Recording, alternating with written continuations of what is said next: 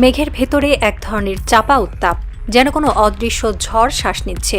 প্রধান উপদেষ্টার দপ্তরের করিডোরে আলো কম, কিন্তু জরুরি কাগজপত্রের গন্ধ তীব্র। দপ্তরের চতুর্থ তলায় জানালার পাশে দাঁড়িয়ে আছেন প্রফেসর মোহাম্মদ ইউনূস।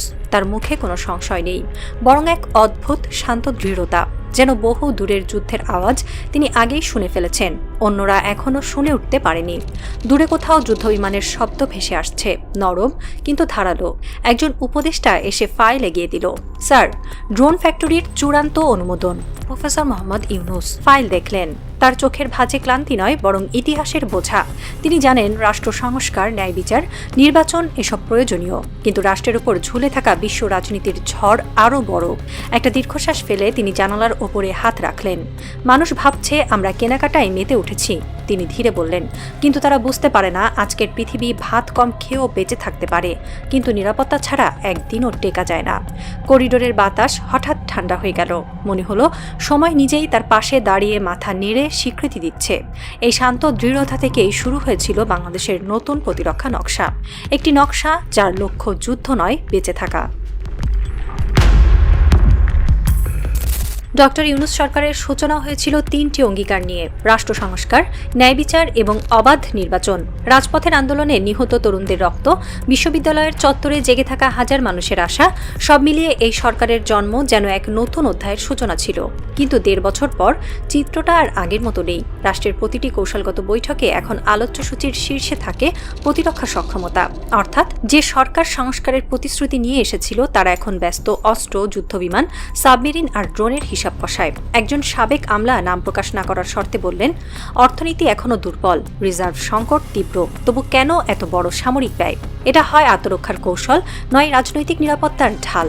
এই মন্তব্যই এখন ঢাকার রাজনৈতিক মহলে আলোচনার কেন্দ্রে। বাংলাদেশে এখন যে সামরিক চুক্তিগুলো চলছে তা শুধু অভ্যন্তরীণ নিরাপত্তা নয়, এগুলো নতুন ভূরাজনৈতিক অবস্থান তৈরি করছে। চীনের সঙ্গে ড্রোন ফ্যাক্টরি প্রকল্প, পাকিস্তানের সঙ্গে F-17 থান্ডার যুদ্ধবিমান, ইউরোপের সঙ্গে ইউরোফাইটার টাইফুন, তুরস্কের T-129 অ্যাটাক হেলিকপ্টার, দক্ষিণ কোরিয়ার সাবমেরিন, এমনকি যুক্তরাষ্ট্রের ব্ল্যাক হক হেলিকপ্টার। এই পুরো তালিকায় যেন এক অদ্ভুত ভারসাম্যের খেলা। চীনের প্রযুক্তি মানে বেইজিংয়ের প্রভাব, পাকিস্তানের যুদ্ধবিমান মানে ইসলামাবাদের সখ্য, ইউরোপের টাইফুন মানে পশ্চিমা বিশ্বাস অর্জন, আর যুক্তরাষ্ট্রের ব্ল্যাক হক মানে ওয়াশিংটনের আশীর্বাদ। সবাইকে একসঙ্গে খুশি রাখা সম্ভব? ইতিহাস বলে কখনো না, তবু বাংলাদেশ চেষ্টা করছে। কারণ ডক্টর ইউনূস বুঝতে পেরেছেন রাজনৈতিক বৈধতা এখন কূটনৈতিক শক্তির ওপর নির্ভরশীল।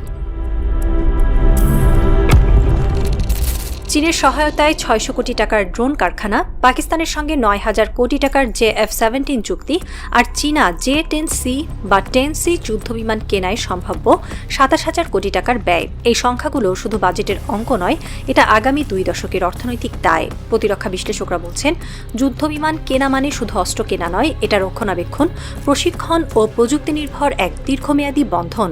এই চুক্তিগুলো যে দেশগুলোর সঙ্গে হচ্ছে, তার মানে আগামী দশক জুড়ে বাংলাদেশ ওই দেশগুলোর ওপর নির্ভরশীল হয়ে পড়বে। তাই সিদ্ধান্তগুলো এখনই ইতিহাস লিখছে। কিন্তু এদিকে সাধারণ মানুষ জিজ্ঞেস করছে, রিজার্ভ কমছে, জীবনযাত্রার ব্যয় বাড়ছে, তাহলে যুদ্ধবিমান এখন কেন? পাকিস্তানের সঙ্গে F-17 চুক্তির খবর প্রকাশের পর সবচেয়ে তীব্র প্রতিক্রিয়া এসেছে ভারত থেকে। দ্য হিন্দু লিখেছে, বাংলাদেশ যদি পাকিস্তানের যুদ্ধবিমান নেয় তাহলে দক্ষিণ এশিয়ার নিরাপত্তা ভারসাম্য ভেঙে পড়বে। ভারতের উদ্বেগ অকারণ নয়, কারণ এই চুক্তি মানে ভারতের দুই শত্রু চীন ও পাকিস্তান এখন ঢাকার সামরিক অংশীদার। দিল্লির পররাষ্ট্র মন্ত্রণালয়ের এক কর্মকর্তা মন্তব্য করেছেন, বাংলাদেশের এই সামরিক মোড়লিতে রাজনৈতিক বার্তা স্পষ্ট, তারা আর ভারতের ছায়ায় থাকতে চায় না। কিন্তু ভারত একা নয়, ওয়াশিংটনেও গুঞ্জন, বাংলাদেশ হয়তো চায়না পাকিস্তান টেকনো অ্যালায়েন্সে যোগ দিচ্ছে। এদিকে বেইজিংয়ের গণমাধ্যমে প্রশংসার ঢেউ। বাংলাদেশ এখন নতুন আত্মবিশ্বাসে উদ্ভাসিত। এই বহুমুখী প্রতিক্রিয়া প্রমাণ করছে ঢাকার সামরিক পদক্ষেপ এখন আঞ্চলিক শক্তি ভারসাম্যের নতুন কেন্দ্রবিন্দু।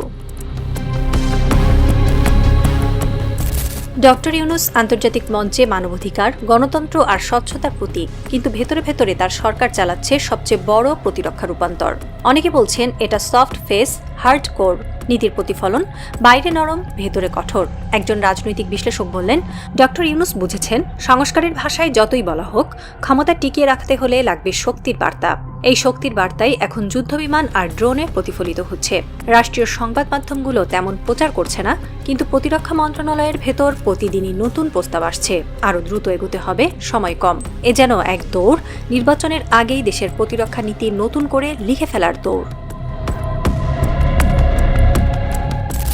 রাজধানীর বাইরে গ্রামগঞ্জে মানুষ হয়তো অনেকেই জানে না কত বড় পরিবর্তন হচ্ছে দেশের কৌশলগত কাঠামোয়। চায়ের দোকানে এখনো আলোচনা, বিচার হবে তো?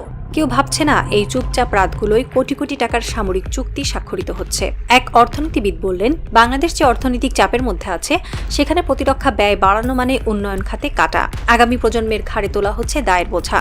কিন্তু সরকারি কর্মকর্তারা বলছেন, এটা ভবিষ্যতের বিনিয়োগ। যে রাষ্ট্র আত্মরক্ষায় দুর্বল, সে কোনো সংস্কার টিকিয়ে রাখতে পারে না।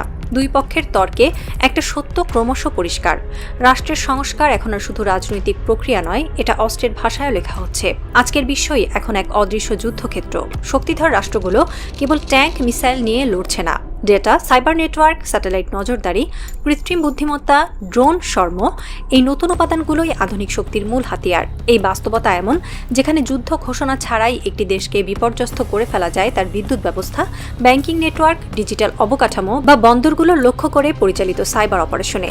বাংলাদেশ একটি উদীয়মান অর্থনীতি। সমুদ্র বন্দর, বিদ্যুৎ কেন্দ্র, বিশেষ অর্থনৈতিক অঞ্চল, রপ্তানি শিল্প সবই এখন বৈশ্বিক সংকটের মাঝেও টিকে থাকার জন্য অপরিহার্য। কিন্তু এইসব অর্জন তখনই অর্থবহ যখন দেশ নিরাপদ থাকে। রাজনৈতিক সংস্কার, ন্যায় বিচার ও অবাধ নির্বাচন রাষ্ট্রের ভবিষ্যৎ নির্ধারণ করে। কিন্তু রাষ্ট্রকে টিকিয়ে রাখার প্রথম শর্ত নিরাপত্তা। বিশ্বের মানচিত্রে ছোট রাষ্ট্রকে আজ আর কেউ রক্ষা করে না। সাম্রাজ্যের ছায়া আগের মতো নেই। জোট রাজনীতি আগের মতো পরিষ্কার নয়। প্রতিটি দেশ এখন নিজের ঢাল নিজেকেই গড়তে বাধ্য। তাই বাংলাদেশের প্রতিরক্ষা নীতি যদি দ্রুত রূপান্তর না ঘটাতো, তবে পিছিয়ে পড়ার শঙ্কা ছিল বাস্তব। এই পটভূমিতেই ইউনূস সরকারের সিদ্ধান্তগুলো স্পষ্ট হতে শুরু করে। দেশকে কেবল শান্তির ভাষণ দিয়ে রক্ষা করা যাবে না। প্রয়োজন প্রস্তুতি, সক্ষমতা এবং আধুনিকীকরণ।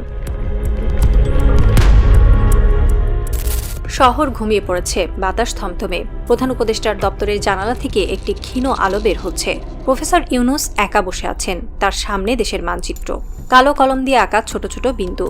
ড্রোন ঘাঁটি, সাবমেরিন রুট, রাডার স্টেশন, বিমান ঘাঁটি। কিছু মানুষের চোখে এগুলো ব্যয়, কিন্তু তার চোখে এগুলোই স্বাধীনতার দেয়াল।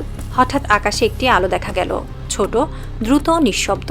সম্ভবত পরীক্ষামূলক ড্রোন, সম্ভবত ভবিষ্যতের বাংলাদেশের প্রথম অভিভাবক।